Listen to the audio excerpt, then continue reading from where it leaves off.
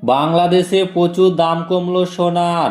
আজ 22শে মার্চ 2026। কত টাকা দাম রয়েছে সোনার এই ভিডিওতে আপনাদের বিস্তারিতভাবে জানিয়ে দেব।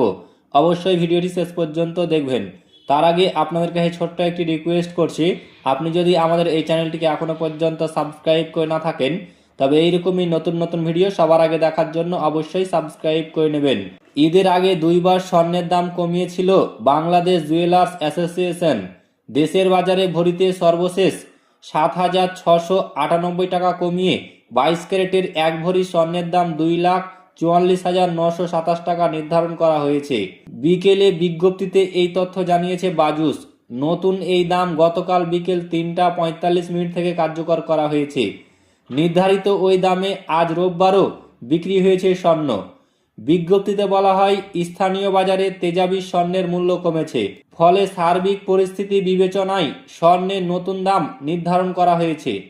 নতুন দাম অনুযায়ী দেশের বাজারে প্রতি ভরি 22 ক্যারেট স্বর্ণের দাম পড়বে 2,58,625 টাকা। এছাড়া 21 ক্যারেটের প্রতি ভরি 2,46,927 টাকা, 18 ক্যারেটের প্রতি ভরি 2,02,020 টাকা এবং সনাতন পদ্ধতির প্রতি ভরি স্বর্ণের দাম 1,64,521 টাকা নির্ধারণ করা হয়েছে। এ নিয়ে চলতি বছরে এখনো পর্যন্ত দেশের বাজারে 45 বার সমন্বয় করা হয়েছে স্বর্ণের দাম, যেখানে দাম 26 দফা বাড়ানো হয়েছে, কমানো হয়েছে 19 দফা।